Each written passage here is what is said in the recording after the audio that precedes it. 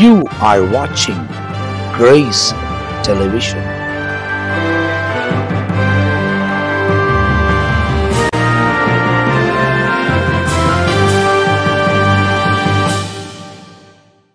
ஆண்டவரும் அருமை இரட்சகரமாக இருக்கிற இயேசு கிறிஸ்துவின் நாமத்தில் உங்கள் யாவருக்கும் அன்பின் வாழ்த்துக்களும் ஸ்தோத்திரங்கள் எடுக்கிற இந்த கால நேரத்தில் ஆண்டவர் தொடர்ந்து நம்மை ஆசீர்வதித்து நடத்துகிறவர். கர்த்தர் நல்லவர், அவர் கிருபை என்றும் உள்ளது, அவருடைய இரக்கங்கள் தலைமுறைக்குள்ளது என்பதாய் கர்த்தருடைய வசனத்தில் நம்ம வாசிக்கிறோம். ஆண்டவராகிய தேவன் தொடர்ந்து நம்மை ஆசீர்வதிக்கிறவராக ஒரு அருமையான குடும்பத்தை எனக்கு தெரியும். நீண்ட வருஷங்களாக அந்த குடும்பத்திற்கு நான் அதிகமாக ஜெபிப்பது உண்டு. அவங்களும் அதிகமாக எங்களை நேசிப்பாங்க. குறிப்பிட்ட காரியங்களில் அவங்க எல்லாத்துலேயும் எங்களோடு கூட இருக்கிறதான ஒரு அருமையான குடும்பம். இன்றைக்கு அந்த குடும்பத்தில் ஒரு மிகப்பெரிய போராட்டத்துக்குள்ளே போய்கொண்டு இருக்கிறதா, ஒரு சவால் மிக்கதான ஒரு காரியங்கள் எல்லாருமாய் பலவீனப்பட்டு இருக்கிறதான ஒரு சூழ்நிலையாக இருக்கிறது. அவங்களுக்காக ஆண்டவர் சமூகத்தில் நான் கர்த்தருக்கு ஸ்தோத்திரங்கள் எடுக்கிறேன். இந்த இப்படிப்பட்டதான வியாதியில் இருக்கிறவங்க அழுகை போராட்டத்தில் வாழ்ந்து கொண்டு இருக்கிறாங்க. அந்த குறிப்பிட்ட ஐயாவுங்க இன்றைக்கு இந்த நிகழ்ச்சிக்கு வருவதற்கு முன்பதாக என்னிடத்தில் தொடர்பு கொண்டு அவங்க பேசிட்டு சொன்னாங்க, குடும்பத்தில் எல்லாம் பலவீனப்பட்டு இருக்கிறோம், நானும் வீட்டில் ரொம்ப அதிக பலவீனத்தில் இருக்கிறான்ப்பா, ஜெபம் பண்ணிக்கோங்க. பிள்ளைங்க பலவீனத்தில் இருக்கிறாங்க, அவங்களும் மருத்துவத்தில் போய் அனுமதிக்கப்பட்டு இருக்கிறாங்க, அவங்க பெரிய ஒரு சிகிச்சைக்குள்ளாக இருக்கிறாங்க. குடும்பமே கண்ணீர் கவலையாக இருக்குது.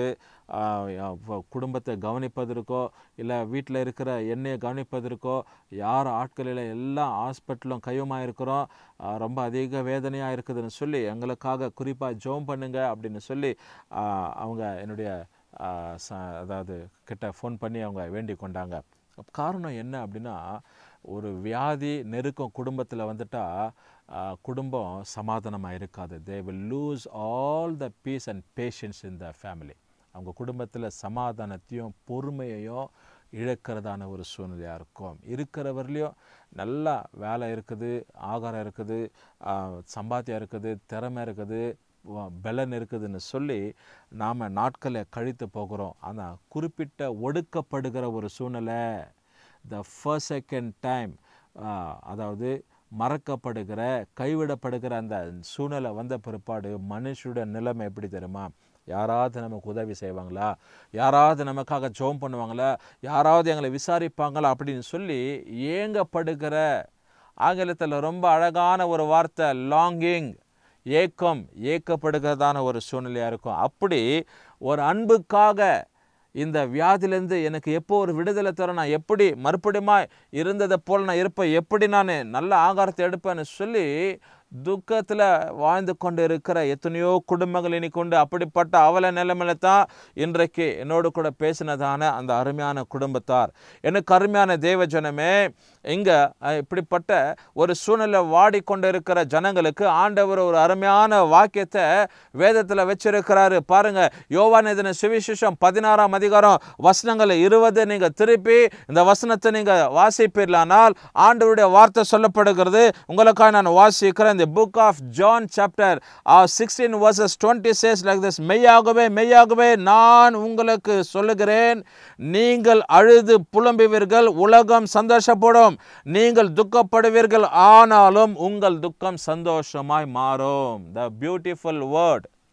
கர்த்தர் நமக்கு இந்த உலகத்தில் நமக்கு பொக்கிஷமாக இருக்கிறார். வேதத்தில் வைக்கப்பட்டு இருக்கிற அருமையான ஒரு தேற்றக்கூடிய ஒரு வார்த்தை ஆங்கிலத்தில் சொல்ல, verily I say unto you that ye shall weep and lament, but the world shall rejoice, and ye shall be sorrowful, but your sorrow shall be turned into joy. உன் துக்க நாட்கள் முடிந்து போகும் என்பதாக, உங்கள் துக்கம் சந்தோஷமாக மாறும் என்பதாக. எனக்கு அருமையான தேவஜனமே, நான் ஏற்கனவே இந்த செய்தியின் ஆரம்பத்தில் சொன்னதை போல குடும்பங்களில் ஒரு வியாதி வந்துட்டா, போராட்டம் வந்துட்டா, நெருக்கம் வந்துட்டா, உபத்திரவத்தில் போகும்போது சரியாக சாப்பிட முடியல, தூக்கம் இல்லை, அப்படியே வியாதிப்பட்டு இருக்க, சரீரமெல்லாம் பலவீனப்பட்டு இருக்கிறது, டாக்டர் அடுத்து வந்து என்ன சொல்லுவானோன்னு சொல்லி ஒரு ஏக்கத்தில் பயத்தில் காணப்படுகிறதான ஒரு சூழ்நிலைங்க. இப்படிப்பட்ட துக்கத்தில் வாடுகிற எத்தனையோ குடும்பங்கள் உண்டு. டாக்டரால் கைவிடப்பட்டு இருக்கிற எத்தனையோ குடும்பங்கள் உண்டு. எத்தனையோ நபர்கள் மருத்துவமனையில் மாத கணக்கில் அனுமதிக்கப்பட்டு பண பற்றாக்குறைமே, there is no any money for a next level of a treatment. அப்படிப்பட்ட forsaken டைம்ல இருக்கிற கைவிடப்பட்ட நிலைமையில் இருக்கிற எத்தனையோ குடும்பத்தின் பிள்ளைகள் உண்டு, கணவன்மார்கள் உண்டு, ஸ்திரீமார்கள் உண்டு, பிள்ளைகள் உண்டு. இன்றைக்கு ஆண்டுடைய வார்த்தை உங்களை பார்த்து சொல்லுகிறது, my dear beloved brothers and sisters, do not worry about anything. The Lord is there with you to wipe all your tears. ஆண்டவர் சொல்றாரு, உன் துக்கம் சந்தோஷமா மாறும் என்று சொல்லி. Your sorrow shall be turned into joy. இன்றைக்கு ஒரு முடிவு காலம் உனக்கு உண்டு. அதுக்கு ஒரு காரியத்தை நீ செய்யணும். ஆண்டவராகிய தேவனை மாத்திரம் பிடிச்சுக்கங்க. I please unto you. இந்த கால நேரத்தில் நான் வருந்தி கேட்பது என்ன தெரியுமா? இப்படிப்பட்ட ஒரு சூழ்நிலை கடந்து போய் கொண்டிருக்கிறீங்களா? Are you facing the hardship in your life? Are you facing the terrible situations in your life? ஆண்டவராகிய தேவனை நீங்க பிடிச்சு கொள்ளுங்க. All the Lord, ஆண்டவரை பிடிச்சு கொண்டவர்களானால் ஆண்டவர் உங்க துக்கத்தை எல்லாவற்றையும் சந்தோஷமா மாற்றக்கூடிய தேவனாகிய கர்த்தர் இந்த கால நேரத்தில் இந்த குடும்பத்திற்கு வந்ததான அந்த சோதனையான ஒரு காரணம், இந்த தகப்பன இடத்துல அழுகிற ஒரு சூழ்நிலை, அந்த சகோதரன் ஹாஸ்பிட்டல் அனுமதிக்கப்பட்டிருக்கிற ஒரு சூழ்நிலை, ஐயோன்னு சொல்லப்படுகிற ஒரு நெருக்கமான ஒரு காரியத்துக்குள்ள போய்கொண்டிருக்கிற குடும்பம், பற்றாக்குறைமை, பணம் இல்லை. Who is there for us? இன்னைக்கு எங்களுக்கு யார் இருக்கிறாங்க? No one is there to comfort us. எங்க குடும்பத்தை சமாதானத்துக்குள்ள, எங்க குடும்பத்தை தேற்றுதலுக்குள்ள நடத்த ஒருவரும் இல்லைன்னு சொல்லி அங்கலாய்க்கப்படுகிற ஒரு மகா பெரிய சூழ்நிலைகள் இன்னைக்கு கர்த்தர் சொல்லுகிறார். ஆண்டுடைய ஊழியக்காரனாய் அடிமை சொல்லுகிறேன், இன்னைக்கு ஆண்டவர் உங்களை பார்த்து சொல்றார், your sorrow will be turned into joy. உங்கள் துக்கம் சந்தோஷமா மாறும் என்பதாக. உங்கள் துக்கம் சந்தோஷமா மாறிடும். எனக்கு அருமையான தேவச்சனமே, உங்கள் துக்கத்தை எல்லாவற்றையும் ஆண்டவர் சந்தோஷமா மாற்றுவார். மனமகிழ்ச்சி. இனி உங்கள் குடும்பத்தில் எந்த விதமான துக்கமான காரியங்கள் இருக்காது. ஒரே ஒரு காரியம், தேவனுக்காக குடும்பமாக இணைந்து விட்டு கொடுங்க. Commit your ways, commit your family, commit your personal life to the Lord. ஆண்டவர் பரிசுத்தர். எங்ககிட்ட இருக்கிற தவறை நாங்கள் உணர்கிறோம்.